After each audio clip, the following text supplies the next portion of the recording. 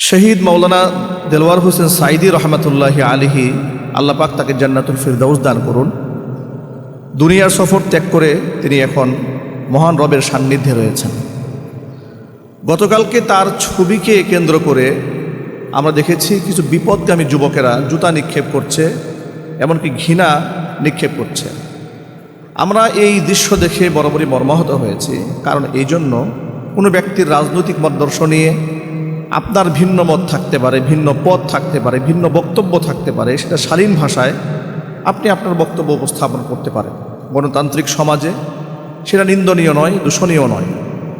কিন্তু তাই বলে একজন মৃত ব্যক্তি, আবার যিনি বরণীয় ছিলেন, মানুষের কাছে অত্যন্ত জনপ্রিয় ছিলেন, গ্রহণযোগ্য ছিলেন, মাজলুম ছিলেন, এমন একজন আলেম দ্বীনের সাথে এমন নিন্দনীয় আচরণ। আমরা কি এমন একটা ঘৃণ্য সমাজ তৈরি করেছি যে সমাজের মানুষ বড়দেরকে শ্রদ্ধা করে না, যারা আলেমদেরকে সম্মান দিতে জানে না?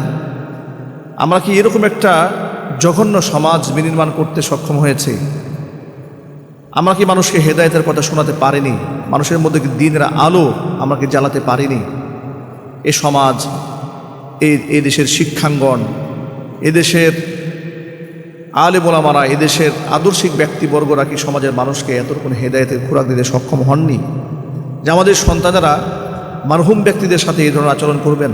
নবী করিম সাল্লাল্লাহু আলাইহি ওয়াসাল্লাম বলেছেন, লা তাসুব্বুল আমওয়াত ফাইন্নাহুম ক্বাদ আফদাউ ইলা মা কদ্দামু। মৃত ব্যক্তিদেরকে নিয়ে তোমরা গালমন্দ করো না, তারা তাদের কৃতকর্মের কাছে পৌঁছে গিয়েছে।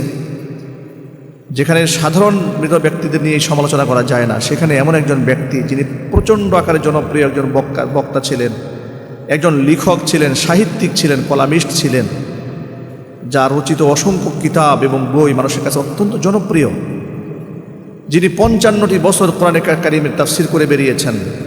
টেকনাফ থেকে তেঁতুলিয়া, রূপসা থেকে পাথুরিয়া পর্যন্ত গ্রামে গঞ্জে, শহর নগর বন্দরে কোরআনে আওয়াজ তুলেছেন, কোরআনে কারিমের আওয়াজ পৌঁছে দিয়েছেন পৃথিবীর বিভিন্ন দেশে। এমন একজন ব্যক্তি, তার প্রতি এদেশের মানুষের রাজনৈতিক দৃষ্টিভঙ্গির কারণে, ভিন্নতার কারণে এমন ক্ষোভের তৈরি হবে, তার ইন্তেকালের পরে, তার শাহাদাতের পরেও মানুষ তার ছবির উপর জুতা নিক্ষেপ করবে। আমরা কি এই ধরনের একটা কলুষিত সমাজের মধ্যে বসবাস করছি? প্রিয় দেশবাসীর প্রতি আমি আহ্বান জানাচ্ছি, আমরা এই ধরনের নিন্দনীয় কাজকে ঘৃণা করে প্রত্যাখ্যান করছি। আমি সরকার প্রধানের দৃষ্টি আকর্ষণ করছি, মাননীয় সরকার প্রধান জনাব তারেক রহমান সাহেব, আমি আপনার দৃষ্টি আকর্ষণ করছি, আপনার দলের নাম ভাঙিয়ে কিংবা আপনার দলের পরিচয় বহন করে এমন একজন সম্মানিত ব্যক্তিদের এমন অসম্মান করা হবে, সেটা আপনি কি করে বরদাস্ত করবেন? অথচ এই শহীদ মৌলানা সাইদি রহমতুল্লাহি আলিকে সাথে নিয়ে আপনার মা দীর্ঘদিন রাজনীতি করেছেন। আপনার মায়ের মুখে তো আমরা তার প্রশংসা শুনেছি, একসাথেই চলেছেন আপনার মা এবং তিনি। তাহলে এমন একজন বরেণ্য ব্যক্তিকে নিয়ে আজকে আপনার দলের নাম ভাঙিয়ে কিছু লোক এই ধরনের ঘৃণ্য কাজ করবে, এটা তো কোনোভাবেই মানা যায় না।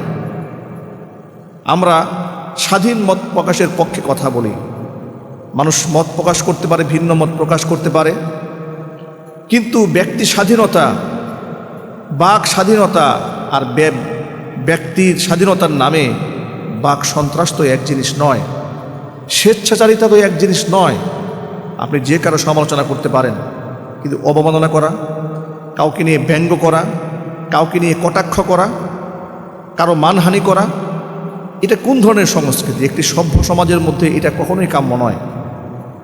যারা এই কাজটি করেছেন তাদের প্রতি আমি তওবার আহ্বান জানাচ্ছি, এবং আগামীর ভবিষ্যতে কোনো একজন সম্মানিত ব্যক্তি, কোনো একজন আলেমী দ্বীন, কোনো একজন বরেণ্য ব্যক্তির সাথে এই ধরনের ঘৃণ্য আচরণ আমাদের দ্বারা যেন না হয়, এই জন্য আমাদের সকল মহলের মানুষদেরকে সতর্ক থাকার আহ্বান জানাচ্ছি। মহান আল্লাহ রাব্বুল আলামিন শহীদ মৌলানা সাইদি রহমতুল্লাহি আলাইহি জান্নাতুল ফিরদাউস দান করুন, তার ভুল ত্রুটি ক্ষমা করে দিন, সাথে সাথে তার ভালো কাজগুলোকে আমরা স্মরণ রেখে এই সমাজের মধ্যে এগিয়ে যেতে পারি সেই তৌফিক আল্লাহ পাক দান করেন। যারা এই অন্যায় কাজ করেছেন তারাও যেন তাদের ভুল থেকে অনুতপ্ত হয়ে তওবা করে শুধরে ফিরে আসতে পারেন। মহান আল্লাহ পাক সেই তৌফিক দান করুন, আমিন। শহীদ মৌলানা দেলওয়ার হোসেন সাইদি রহমতুল্লাহি আলিহি আল্লাহ পাক তাকে জান্নাতুল ফিরদাউস দান করুন। দুনিয়ার সফর ত্যাগ করে তিনি এখন মহান রবের সান্নিধ্যে রয়েছেন। গতকালকে তার ছবিকে কেন্দ্র করে আমরা দেখেছি কিছু বিপদগামী যুবকেরা জুতা নিক্ষেপ করছে, এমনকি ঘৃণা নিক্ষেপ করছে। আমরা এই দৃশ্য দেখে বরাবরই মর্মাহত হয়েছি, কারণ এই জন্য কোনো ব্যক্তির রাজনৈতিক মতাদর্শ নিয়ে আপনার ভিন্ন মত থাকতে পারে, ভিন্ন পথ থাকতে পারে, ভিন্ন বক্তব্য থাকতে পারে, সেটা শালীন ভাষায় আপনি আপনার বক্তব্য উপস্থাপন করতে পারেন। গণতান্ত্রিক সমাজে সেটা নিন্দনীয় নয়, দূষণীয় নয়। কিন্তু তাই বলে একজন মৃত ব্যক্তি, আবার যিনি বরণীয় ছিলেন, মানুষের কাছে অত্যন্ত জনপ্রিয় ছিলেন, গ্রহণযোগ্য ছিলেন, মাজলুম ছিলেন, এমন একজন আলেমী দ্বীনের সাথে এমন নিন্দনীয় আচরণ! আমরা কি এমন একটা ঘৃণ্য সমাজ তৈরি করেছি যে সমাজের মানুষ বড়দেরকে শ্রদ্ধা করে না, যারা আলেমদেরকে সম্মান দিতে জানে না? আমরা কি এরকম একটা জঘন্য সমাজ বিনির্মাণ করতে সক্ষম হয়েছি? আমরা কি মানুষকে হেদায়েতের কথা শোনাতে পারিনি? মানুষের মধ্যে কি দ্বীনের আলো আমরা কি জ্বালাতে পারিনি? এ সমাজ, এই দেশের শিক্ষাঙ্গন, এদেশের আলেম ওলামারা, এদেশের আদর্শিক ব্যক্তিবর্গরা কি সমাজের মানুষকে এতটুকু হেদায়েতের খোরাক দিতে সক্ষম হননি যে আমাদের সন্তানেরা মারহুম ব্যক্তিদের সাথে এই ধরনের আচরণ করবেন? নবী করিম সাল্লাল্লাহু আলাইহি ওয়াসাল্লাম বলেছেন, লা তাসুব্বুল আমওয়াত ফাইন্নাহুম ক্বাদ আফদাউ ইলা মা কদ্দামু। মৃত ব্যক্তিদেরকে নিয়ে তোমরা গালমন্দ করো না, তারা তাদের কৃতকর্মের কাছে পৌঁছে গিয়েছে। যেখানে সাধারণ মৃত ব্যক্তিদের নিয়ে সমালোচনা করা যায় না, সেখানে এমন একজন ব্যক্তি যিনি প্রচণ্ড আকারে জনপ্রিয় একজন বক্তা ছিলেন, একজন লেখক ছিলেন, সাহিত্যিক ছিলেন, কলামিস্ট ছিলেন, যার রচিত অসংখ্য কিতাব এবং বই মানুষের কাছে অত্যন্ত জনপ্রিয়, যিনি 55টি বছর কোরআন কারীমের তাফসীর করে বেরিয়েছেন। টেকনাফ থেকে তেঁতুলিয়া, রূপসা থেকে পাথুরিয়া পর্যন্ত গ্রামে গঞ্জে, শহর নগর বন্দরে কোরআনের আওয়াজ তুলেছেন, কোরআন কারীমের আওয়াজ পৌঁছে দিয়েছেন পৃথিবীর বিভিন্ন দেশে। এমন একজন ব্যক্তি, তার প্রতি এদেশের মানুষের রাজনৈতিক দৃষ্টিভঙ্গির কারণে, ভিন্নতার কারণে এমন ক্ষোভের তৈরি হবে, তার ইন্তেকালের পরে, তার শাহাদাতের পরেও মানুষ তার ছবির উপর জুতা নিক্ষেপ করবে। আমরা কি এই ধরনের একটা কলুষিত সমাজের মধ্যে বসবাস করছি? প্রিয় দেশবাসীর প্রতি আমি আহ্বান জানাচ্ছি, আমরা এই ধরনের নিন্দনীয় কাজকে ঘৃণা করে প্রত্যাখ্যান করছি। আমি সরকার প্রধানের দৃষ্টি আকর্ষণ করছি, মাননীয় সরকার প্রধান জনাব তারেক রহমান সাহেব, আমি আপনার দৃষ্টি আকর্ষণ করছি, আপনার দলের নাম ভাঙিয়ে কিংবা আপনার দলের পরিচয় বহন করে এমন একজন সম্মানিত ব্যক্তিদের এমন অসম্মান করা হবে, সেটা আপনি কি করে বরদাস্ত করবেন? অথচ এই শহীদ মাওলানা সাঈদী রহমাতুল্লাহি আলাইহিকে সাথে নিয়ে আপনার মা দীর্ঘদিন রাজনীতি করেছেন। আপনার মায়ের মুখে তো আমরা তার প্রশংসা শুনেছি, একসাথেই চলেছেন আপনার মা এবং তিনি। তাহলে এমন একজন বরেণ্য ব্যক্তিকে নিয়ে আজকে আপনার দলের নাম ভাঙিয়ে কিছু লোক এই ধরনের ঘৃণ্য কাজ করবে, এটা তো কোনোভাবেই মানা যায় না। আমরা স্বাধীন মত প্রকাশের পক্ষে কথা বলি, মানুষ মত প্রকাশ করতে পারে, ভিন্ন মত প্রকাশ করতে পারে, কিন্তু ব্যক্তি স্বাধীনতা, বাক স্বাধীনতা আর ব্যক্তির স্বাধীনতার নামে বাক সন্ত্রাস তো এক জিনিস নয়, স্বেচ্ছাচারিতা তো এক জিনিস নয়।